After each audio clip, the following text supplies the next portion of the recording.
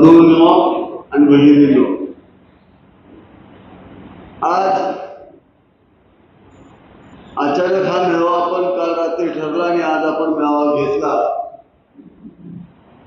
विधानसभेची निवडणूक 2024ची आपल्या दृष्टीपथात समोर आलेली आहे. पुढच्या 8 दिवसामध्ये मतदान होणार आहे. मग आपल्या गटामध्ये कशा पद्धतीने आपण रणनीती आखली पाहिजे याचा आपण विचार केला पाहिजे. या गटामध्ये सगळ्यात जास्त ग्रामपंचायती 70% ग्रामपंचायती आज आपल्या ताब्यात आहेत. लोकसभेला पण या गटामध्ये आपण चांगल्या पद्धतीचं काम केलं, परंतु याच्यापेक्षा चांगलं काम आता विधानसभेला झालं पाहिजे. या सगळ्याचा आढावा घेण्यासाठी आज आपल्याला इथं बोलवलं होतं. प्रत्येक प्रमुखानं स्वतःच्या गावाचा काय परिस्थिती आहे या ठिकाणी सांगितली. सातत्यानं गेली 1 महिना आपल्यावरती फेक नेरेटिव्हचा मारा होतोय.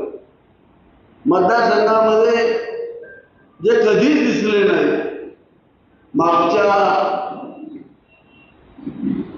15 वर्षामध्ये दर वर्षाला 30 दिवस सुद्धा जे या मतदारसंघामध्ये राहिले नाही, ज्यांना या जिल्ह्यानं पालकमंत्रीपद देऊन सुद्धा त्यांनी पालकत्व कधी निभावलं नाही, अशी व्यक्ती 3 वेळा पराभूत होऊन सुद्धा पुन्हा एकदा चौकार मारण्यासाठी आमदारकीला उभी आहे. ज्यांचा या मातीशी संबंध नाही, ज्यांनी कधी सामान्य माणसाची नाळ जोडली नाही, अशी व्यक्ती आज आपल्यावरती चिखलफेक करते, आपल्या नेतृत्वावरती चिखलफेक करते. 2.5 वर्षामध्ये या राज्याचे मुख्यमंत्री एकनाथ शिंदे साहेबांच्या नेतृत्वाखालच्या राज्य सरकारनं जो विकास केला, तो विकास पाहून विरोधकांच्या पोटात दुखायला लागलाय. लाडकी बहीण योजना असू द्या किंवा त्यापेक्षा सरळ अजून एक गोष्ट घडली, शेतकऱ्यांची वीज बिल माफी झाली. ही फार मोठी ताकद आज, हा फार मोठा निर्णय आज राज्य सरकारने या ठिकाणी घेतला. प्रत्येक गावामध्ये शेतकऱ्याचे 4 लाख, 3 लाख, 2 लाख एवढं प्रचंड लाईट बिल थकीत होतं. हे सगळं लाईट बिल माफ करण्याचा निर्णय राज्य सरकारने घेतला. एवढी मोठी शक्ती या राज्य सरकारने आपल्याला दिली, लक्षात घेतलं पाहिजे. एका बाजूला राज्य सरकार देतंय, दुसऱ्या बाजूला आमचे विरोधक सकाळ दुपार संध्याकाळ चुकीच्या गोष्टी पसरवत आहेत. वीज बिलाच्या बाबतीत जो GR शासनानं काढला, तो GR रद्द करण्याची भाषा आज आमचे विरोधक करतायत. पण शेतकऱ्याचे 4 लाख माफ झाले, 2 लाख माफ झाले, तर आमच्या विरोधकांच्या पोटात कशाला दुखायला पाहिजे? आमच्या माता भगिनींना 1500 रुपये मिळाले. आता उपाय सरांनी सांगितलं, ते 1500 रुपये मोठ्याच्या बायकांना काय फरक पडत नाही हो. ब्युटी पार्लरची टिप्स 1500 रुपये देतात, पण त्या भांगल्याला जाणार आहे गोरगरीब सामान्य घरातल्या महिलांसाठी हे 1500 रुपये खूप मोठी गोष्ट आहे. अंगामध्ये ताप असू द्या, आजारी असू द्या, पण संध्याकाळी माझं घर कसं चालणार या विवंचनेतून एक साधी गोळी घ्यायला तिच्याकडे पैसे नसतात आणि ती रोजानं जाते, कामाला जाते. ही सत्य परिस्थिती आहे. पण तुम्ही मला सांगा, आमचं सरकार हे गोरगरीब सामान्यांचं सरकार आहे. सातत्यानं गेले 2.5 वर्ष या सरकारनं सामान्य माणसांसाठी काम केलेलं आहे. माझी सगळ्यांना विनंती आहे, आता आपण प्रत्येक गावामध्ये करोडो रुपयाची कामं केले. काल कटापूरमध्ये रॅली झाली, त्या रॅलीला किती 9000 रॅलीला किती लोक होते? कालच्या एका कटापूरच्या रॅलीला 300 महिला आणि 700 पुरुष होते, फक्त गावच्या रॅलीला. म्हणजे संपूर्ण गावाच्या गाव रस्त्यावरती उतरायला लागले. लासोर्ण्यामध्ये भाऊंच्या नेतृत्वाखाली पदयात्रा झाली. आपल्यामध्ये इतर गावातून माणसं उचलून नेऊन त्या गावात पदयात्रा करायची आपल्या पार्टीत पद्धत नाही. आमची माणसं होती, 1000-1200 माणसं लासोर्ण्यात उतरली होती. प्रत्येक गावामध्ये सगळी गावाच्या गावं एकत्र रस्त्यावरती उतरतात. हे कशाचं होतं काय? मागच्या 2.5 वर्षामध्ये आपण ज्या विकास केला, आपण ज्या पद्धतीनं रस्ते बांधले, सामान्य माणसांची सेवा मागच्या 5 वर्षात केली, त्याचं ते द्योतक आहे.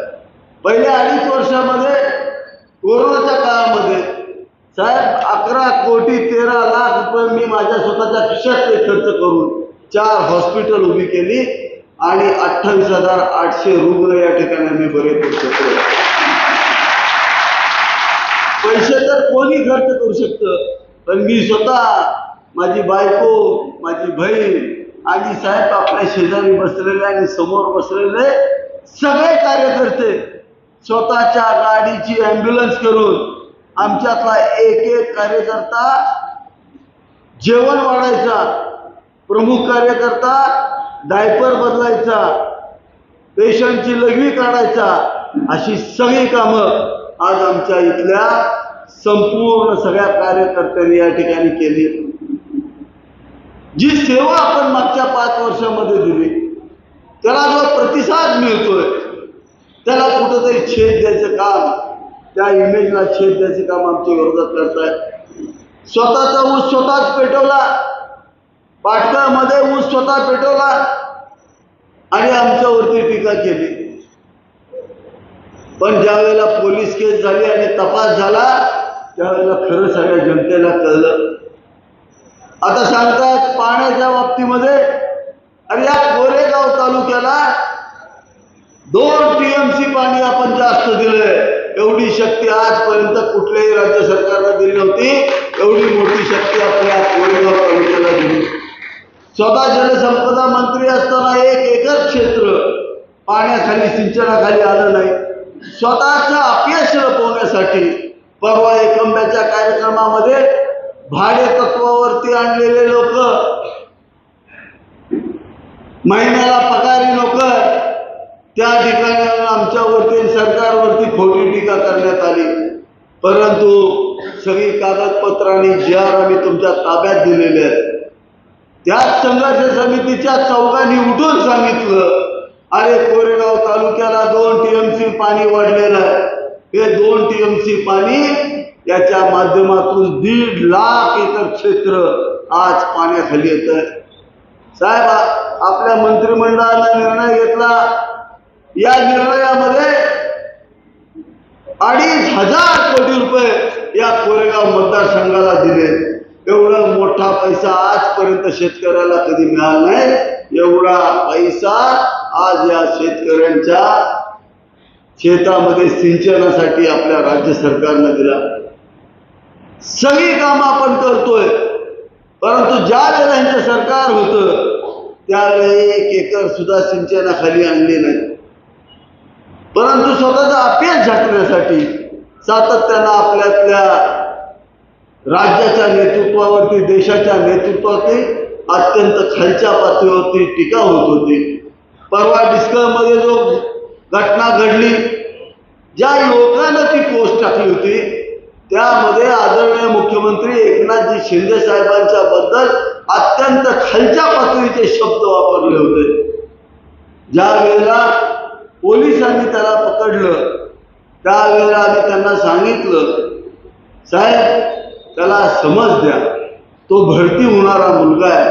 त्याच्या मोबाईलवरून तिथल्या प्रमुखानं ते पोस्ट केलेली होती. आम्ही सहिष्णू भूमिका दाखवली, परंतु या लोकांनी मुद्दा मोर्चा काढून पोलिसांना शिव्या द्यायचं काम संपूर्ण आपल्या मतदारसंघाच्या पुढे दिलं. अरे दडपशाही कुणाची चाललेली आहे? यांची दडपशाही चाललेली आहे. आज म्हणतात मी गुंडांच्या शाळेचा हेडमास्तर आहे. अरे असले हेडमास्टरचे बाप आमच्या गावागावातली बारकी बारकी पोरं आहे. कधी डोंगरात नेऊन बांधून ठेवतरी सापडायचे बी नाही कुणाला. चुकून आता लई ताप देऊ नका, नाही तर MS-43 MS-42 काय बंदोबस्त करायचा तो आमचा मी करणार आहे. मी प्रशासनाला सांगितलंय, जर तुम्हाला रात्री 11 वाजता येतात, आमचे दरवाजे ठोठावतात, आमच्या महिलांना धमक्या देतात. परवा दिवशी कवडेवाडीमध्ये सगळ्या गावाला प्रवेश केला. 3 महिलांचे मला फोन आले पहाटे, साहेब रात्री 12 वाजता आले, दरवाजे ठोठावले, मुंबईचे सगळे गुंड होते आणि त्यांनी सांगितलं जर तुम्ही आमचं काम नाही केलं तर कोरेगावात जसा गोठा जाळला तसा तुमची सगळी जनावर आम्ही जाळून टाकू, अशा पद्धतीच्या धमक्या दिल्या जातात. अरे कोरेगावमध्ये त्या तरुणाचं काय चुकलं होतं? त्यानं आदल्या दिवशी तुमचा फोन आल्यानंतर सांगितलं होतं मला हे काही जमणार नाही. त्यानं स्पष्ट सांगितलं होतं हे मला जमणार नाही, मी महेश दादांच्या बरोबर ठाम राहणार आहे. तुम्ही पहाटे 5 वाजता त्याचा गोठा झाला, सगळ्या शेरड्या मेल्या, त्याचं आयुष्य त्याच्यावरती चाललं होतं. त्या चरितार्थावरती तुम्ही पूर्णपणे पाणी फिरलं. तुम्ही जे पाप करताय भगवंत त्याला माफ करणार नाही, मी तुम्हाला या ठिकाणी सांगतो. यामुळेच तुमचा 3 वेळा पराभव झालाय आणि अजूनही तुम्ही जर सुधारत नसाल तर जनता जनार्दन 20 तारखेला काय करते कोरेगावची जनता? ही भूमिपुत्र जनता आहे, ही स्थानिक जनता आहे, बाहेर त्याला स्वीकारणारी जनता नाही. तुम्ही बाहेर आला, तुम्हाला स्वीकारलं, येताना तुम्ही गुंड घेऊन येताय. प्रत्येक गाडीमध्ये गुंड असतायत, रात्री जातायत आणि धमक्या देतायत. आता या धमक्यांना भीक घालायची नाही, लक्षात घ्या. आणि जर प्रशासनानं बंदोबस्त नाही केला तर गाव स्वरूपी प्रमुखांनी बसून आपापल्या बैठका घेऊन त्यांचा बंदोबस्त कसा करायचा, ज्या त्या गावानं ज्याचा त्याचा निर्णय घ्यावा लागेल. आपण सगळे काल रात्री आपला कॉल झाला, उदयदादांचं काल संध्याकाळी 5-6 वाजता येणं फायनल झालं. माझा आग्रह होता उदयदादांनी आपल्या जिल्ह्यामध्ये आलं पाहिजे. ते राज्याचे वजनदार मंत्री आहेत, त्यांनी उद्योग खातं अत्यंत चांगल्या पद्धतीनं सांभाळलं. महाराष्ट्राचं नाव उद्योगधंद्यामध्ये देशामध्ये प्रथम आणण्यामध्ये आदरणीय एकनाथ शिंदे साहेबांच्या नेतृत्वाखाली जर कोणी काम केलं असेल तर ते उदयदादांनी केलं. असं एक विकसनशील नेतृत्व आपण सर्वांना भेटायला यावं अशी आमची अपेक्षा होती. म्हणून आज आपण या ठिकाणी आपल्या गटाच्या मेळाव्याच्या माध्यमातून त्यांना आमंत्रित केलं. ते या ठिकाणी आले, मी त्याबद्दल त्यांचे खूप खूप धन्यवाद मानतो आणि थांबतो. रामकृष्ण हरी. व्यासपीठावर उपस्थित असलेले या विभागाचे विद्यमान आमदार आणि भावी देखील आमदार महेश शिंदे, जिल्हा बँकेचे संचालक आदरणीय सुनीलजी, विजय भाऊ, राजाभाऊ बर्गे, संतोषजी जाधव, राहुलजी बर्गे, व्यासपीठावर उपस्थित असलेले माझे सर्व सहकारी आणि मोठ्या संख्येनं उपस्थित बंधुवाडी भगिनी, व्यासपीठावरच्या अनेक मंडळींची नावं घेतलेली नाही, त्याबद्दल मी दिलगिरी व्यक्त करतो. आणि जर राग आला असेल तर महेश दादावर प्रमाणे माझ्यावर प्रमाणे, कारण 20 तारखेला मतदान आहे आणि माझ्या मित्राच्या प्रचाराला येत असताना बाजारात त्याच्यावर निघू नये ही माझी मनापासूनची भावना आहे. पण महेशजी, मला असं वाटतं की मी येताना प्रत्येक मतदारसंघाचा आढावा देत होतो. मागच्या वेळेपेक्षा दुप्पट मतांना आपण टिकणारही बाहेर. महाराष्ट्र राज्याचे मुख्यमंत्री आदरणीय एकनाथ शिंदे साहेब त्यांना खऱ्या अर्थानं पहिल्या टप्प्यामध्ये ताकद देण्याचं काम कोणी केलं असेल तर तुमच्या मतदारसंघाने केलंय. महेश शिंदे आणि त्यांच्या सहकार्याने पहिल्या टप्प्यामध्ये एकनाथ शिंदे साहेबांना जर सहकार्य केलं नसतं तर उदय सामंत उद्योगमंत्री होऊ शकला नसता. हे देखील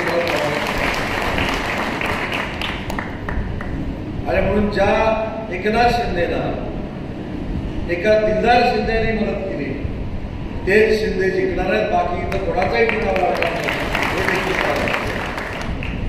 त्यांचा असलेला संपर्क, त्यांनी या मतदारसंघासाठी केलेलं कामं, आमच्या सगळ्यांकडे केलेले या मतदारसंघासाठी पाठपुरावा हे आमच्या सगळ्यांपेक्षा महत्वाचं आहे. मी आता ते शांतपणानं बोलतात, माझ्यावर ते 4-5 वेळा भांडलेले पण आहे. बरं भांडतात म्हणजे असे भांडतात की भीती वाटते.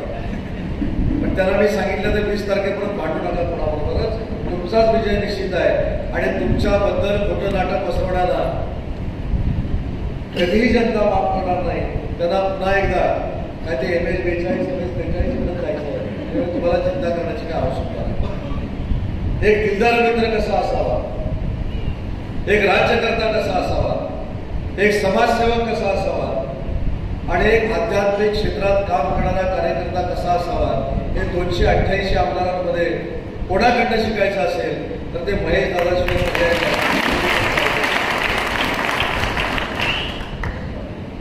महेश दादा माझ्या नावाचा वापर काही लोक करतायत असं मला कळलं. तुम्ही त्याची अजिबात चिंता करू नका. मी महेश दादांना मित्र जसं मानतो तसं सख्या भावापेक्षा जास्त प्रेम त्यांच्यावर करतो. त्याच्यामुळे तुम्हाला त्रास देणारा माझा एखादा सहकारी जर फायदा झाला तर त्याचं नामोनिशाण मिटवल्याशिवाय उदय सामंत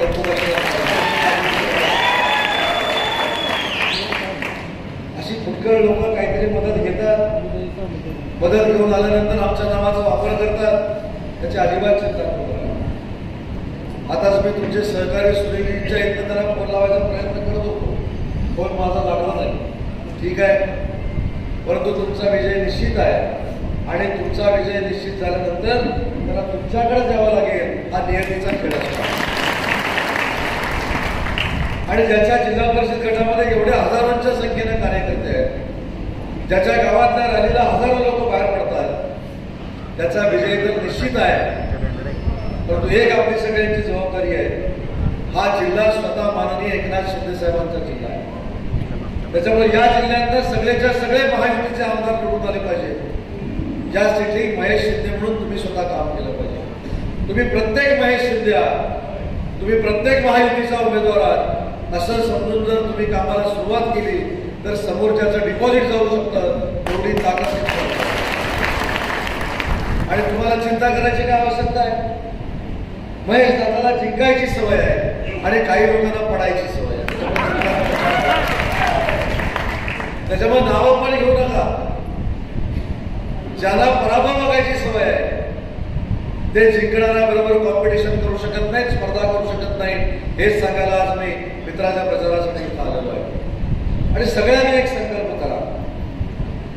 नुसती गावातनं लोक बाहेर पडली हा प्रचाराचा मुद्दा झाला, पण 20 तारखेला सगळी लोक, माझ्या महिला भगिनी, माझे तरुण सहकारी, माझे बुजुर्ग हे फक्त आणि फक्त महेश शिंदेच्या मतदानासाठी बाहेर पडले आणि धनुष्यबाणासमोरचं त्यांनी बटन दाबलं. एवढी क्रांती आपण या मतदारसंघामध्ये करावी एवढीच आपल्या सगळ्यांना मला विनंती आहे. आणि महेश शिंदेची ताकद मी तुम्हाला सांगतो, जबाबदारी नाही. महेश शिंदेला तुमच्या मतदारसंघापुरतं मर्यादित करू नका. आमची एक लोकसभेची जागा होती अंधेरीची, सन्मान्य रवींद्र वायकर साहेबांची. त्यांच्या विजयामध्ये देखील तुमच्या महेश शिंदेचा सिंहाचा वाटा आहे हे देखील. आणि म्हणून जर माझी इच्छा अशी होती किंवा माझी इच्छा अशी आहे, महेश शिंदेना तुमच्या मतदारसंघापुरतं मर्यादित न ठेवता तुम्ही स्वतः महेश शिंदे आहे असं समजून काम करा आणि महेश शिंदे साहेबांना महाराष्ट्रामध्ये फिरायला पाठवा. एकनाथ शिंदे साहेबांची ताकद आहे. असे जे लोकप्रतिनिधी आहेत, असे जे आमदार आहेत, हा तुमच्या सगळ्यांसाठी ठेवा आहे. ही असेट आहे, तो आपण सांभाळला पाहिजे. जर तुमच्या मतदारसंघासाठी महेश शिंदे माझ्याबरोबर भांडतात, मला राग येत नाही, मला माझ्या मित्राबद्दल अभिमान वाटतो की मतदारसंघ हे माझं स्वतःचं कुटुंब आहे असं समजणारा आमचा आमदार आहे, आमचा सहकारी आहे, आमचा मित्र आहे, त्याबद्दल आम्हाला गर्व वाटतो. आणि तुम्हाला देखील अभिमान असला पाहिजे, तुम्हाला देखील गर्व असला पाहिजे. जर कोण खोटं नाटक सांगत असेल तर त्याचं तोंड बंद करण्याची जबाबदारी देखील तुम्ही घेतली पाहिजे. आता याचा अर्थ ताबडतोब पत्रकार वेगळा लावतील की तोंड बंद करायची तयारी तुमची असली पाहिजे, म्हणजे उदय सामंताला आणि दादागिरी करून गेला. जी महेश शिंदेने कामं केली ही त्यांच्या तोंडावर मारा, ती त्यांना दाखवा आणि त्यांचं तोंड बंद करा. पण अशातला भाग नाही. मी देखील कोकणातला आहे, आमच्या अंगावर पण तसंच आलं तर शिंगावर घेण्याची तयारी देखील महेश शिंदेची देखील असते आणि उदय सामंतची असते. त्याच्यामुळे तुम्हाला चिंता करायची. पण पुढचे 5-6 दिवस 7-8 दिवस ते आपल्या दृष्टीनं अतिशय महत्वाचे आहे. पहिला महिला भगिनींना देखील विनंती करायची आहे की मुख्यमंत्री माझी लाडकी बहीण योजना ही देशातली अशी एक योजना आहे ज्यांनी 2,30,00,000 महिला भगिनींना स्वतःच्या पायावर उभं केलंय, त्यांची आर्थिक उन्नती केली. पण ती योजना देखील बंद करायला महाविकास आघाडीचे सगळे निघालेले आहेत. त्या समोरच्या उमेदवारांना विचारा, आता तुम्ही 3,000 देतो म्हणून सांगताय, पण ज्यावेळी ही योजना सुरू झाली त्यावेळी तुम्ही आणि काँग्रेसवाल्यांनी तुमचे पदाधिकारी कोर्टामध्ये का पाठवले, तुमची लोक हायकोर्टमध्ये का गेली, तुमची लोक सुप्रीम कोर्टमध्ये काय केली, याचा जाब विचारण्याची जबाबदारी आपल्या सगळ्या महिला भगिनींची आहे. पण आम्ही आश्वस्त केले, आम्ही दर 5 महिन्याचे 7,500 रुपये तुमच्या खात्यामध्ये जमा केले. आणि माननीय एकनाथ शिंदे साहेबांनी परवा कोल्हापूरच्या प्रचाराचा शुभारंभ करत असताना अंबाबाईच्या साक्षीने सांगितलंय की पुन्हा एकदा सरकार येणार आहे, काळ्या दगडावर शिरेग आहे आणि सरकार आल्या आल्या पुढच्या महिन्यापासून तुमचे 1,500चे 2,100 रुपये होणार आहेत. हे आश्वासन देखील दिलेलं आहे. शेतकऱ्यांची वीज माफी केली, शेतकऱ्यांना 6,000 रुपये केंद्र शासनाचे आणि 6,000 रुपये राज्य शासनाचे देणारं महाराष्ट्र राज्य हे पहिलं राज्य आहे. आणि म्हणून महेश शिंदेसारखा कार्यकर्ता, महेश शिंदे साहेबांसारखा आमदार हा आमच्या बरोबर विधानसभेमध्ये असणं ही काळाची गरज आहे.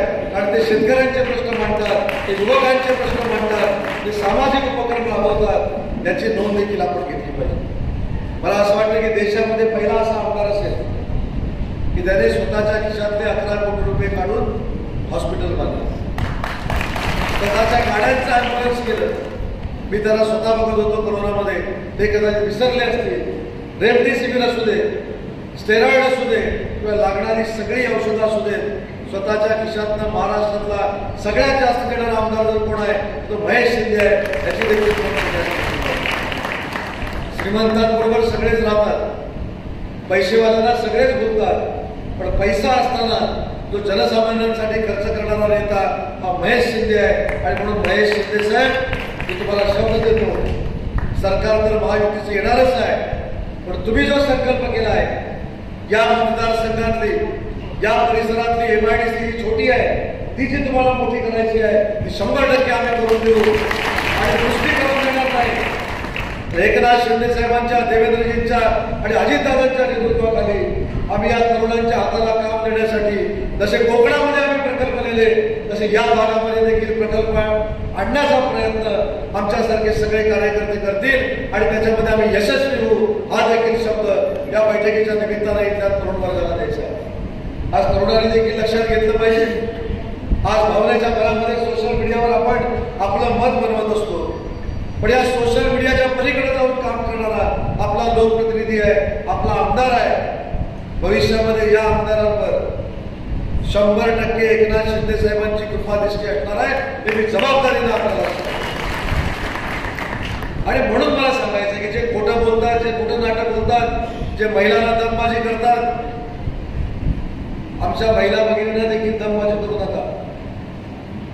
आमच्या महिला भगिनी शिवसेनेत काम करणाऱ्या या देखील रणरागिणी आहेत, याची देखील समोरच्याने नोंद घ्या. आणि त्या महिला भगिनींच्या मागं आमच्यासारखे भाऊ देखील आहेत, याची काही लोकांनी नोंद घेणं आवश्यक आहे. त्याच्यामुळे दादागिरी करू नका. तुम्ही जे काय केले ते लोकांना सांगा, तुम्ही काय करणार आहे ते लोकांना सांगा. पण हे सगळं करत असताना जे काय केलंय ते देखील लोकांना कळलं पाहिजे. मतदारांना कळलं पाहिजे. अडीच वर्ष अहोरात्र मेहनत करून 24 तास काम करून या तुमच्या आमदार महेश शिंदेनी हा मतदारसंघ अतिशय चांगल्या पद्धतीने विकसित केलाय, डेव्हलप केलाय. भविष्यामध्ये मला असं वाटतं की आमच्या सगळ्यांच्या मतदारसंघापेक्षा सगळ्यात जास्त प्रगत आणि विकसनशील मतदारसंघ कुठचा असेल तो महेश शिंदेचा असेल हा मला विश्वास आहे. तो विश्वास व्यक्त आलेलो आहे. महेशजी, तुमचं मी भाषण ऐकलं. तुमची मतदारांप्रती असलेली आत्मीयता जी आहे, त्यांच्या प्रती असलेलं जे प्रेम आहे, मला असं वाटतं की तुम्ही भाग्यवान आहात. मी मगाशी ज्याचा उल्लेख केला की अशा लोकप्रतिनिधीला आपण जपलं पाहिजे. आणि जपलं पाहिजे म्हणजे काय केलं पाहिजे? फक्त मतदान करायला पाहिजे. त्यांनी त्यांच्या आयुष्यामध्ये टक्केवारीचा धंदा कधी केला नाही, पण यावेळी तुमची 100% आशीर्वादाची टक्केवारी तुम्ही महेश शिंदेच्या मागे उभी करावी, एवढीच माझी त्यांचा एक सहकारी म्हणून आपल्याला विनंती आहे. आज एका दिवसात एवढ्या मोठ्या संख्येनं लोक जमवण्याची ताकद ज्या आमदारामध्ये आहे तो जिंकलेला आहे असं माझं मत आहे. त्याचा विजय निश्चित आहे असं माझं मत आहे. पण हा विजय देताना घासून पुसून देऊ नका. घासून द्यायचा आणि असा ठासून द्या की भविष्याच्या पुढच्या निवडणुकीमध्ये महेश शिंदे साहेबांचे विरोधक फॉर्म भरायचं देखील धाडस करणार नाही. असा विचार करतील की महेश शिंदेच्या विरोधामध्ये फॉर्म भरल्यानंतर महेश शिंदेच्या नेतृत्वाखाली त्यांच्यावर प्रेम करणारी जनता डिपॉझिट घालवते म्हणून त्यांच्यासमोर कोण फॉर्म देखील भरायचं धाडस करणार नाही. हे सगळं तुमच्या हातामध्ये आहे. तुम्ही जर प्रामाणिकपणानं काम केलं, निष्ठेनं काम केलं, महेश दादा आपल्या कुटुंबातला आपला भाऊ आहे, आपला सहकारी आहे, आपला मित्र आहे, या भावनेतनं स्वतः जर कामाला लागला तर हा विजय तुम्ही मिळवू शकता. याच्यावर आमचा सगळ्यांचा विश्वास आहे, याच्या सगळ्यावर खात्री आहे. आज सकाळी विमानतळावरून जेव्हा मी निघालो त्याचवेळी मुख्यमंत्री महोदयांचा दौरा होता. आम्ही मुख्यमंत्री महोदयांची चर्चा केली. मुख्यमंत्री महोदयांनी मला सांगितलं, महेश दादा, की परवा महेश शिंदेनी जी रॅली काढली, जी माझी सभा घेतली, त्याच्यातच महेश शिंदेचा विजय सामावलेला आहे. पण गाफील राहून देखील उपयोगाचं नाही. आपल्याला मताधिक्य वाढवायचं आहे. आपल्याला मताधिक्य वाढवत असताना मीच महेश शिंदे आहे ही संकल्पना घेऊन पुढे जायचं आहे. अजिबात गाफील राहू नका आणि एकनाथ शिंदे साहेबांच्या विश्वासाला तडा जाईल अशा पद्धतीचं ते कोणी करू नका. आज शिंदे साहेब सांगतायत की महेश फार मोठ्या मतांना निवडून येणार आहे. निवडून आलेला तर आहेच, पण विक्रमी मतांना निवडून येणार आहे. हा जो काही एकनाथ शिंदे साहेबांचा विश्वास आहे तो जपण्यासाठी आजपासून आपण काम करावं एवढीच आपल्याला विनंती करतो. धनुष्यबाणासमोरचं बटन दाबा हे सांगण्याची काय आवश्यकता आहे असं मला वाटत नाही. आवश्यकता आहे का? पण तुम्ही हे बाकीच्यांना सांगितलं पाहिजे की जी सगळी लोक बाहेर पडतील त्यांनी महेश शिंदे साहेबांच्या कितव्या नंबरला? 1 नंबर. बघा, नियतीच्या आणि परमेश्वराच्या मनात देखील हेच आहे. महेश शिंदे जसे 1 नंबरला होते, माणूस 1 नंबर, आमचं बटन 1 नंबर. मी तेच सांगतो, तुमचा माणूस 1 नंबरीच आहे. त्यांची निशाणी पण 1 नंबरला आहे, 2 नंबरचाच आहे.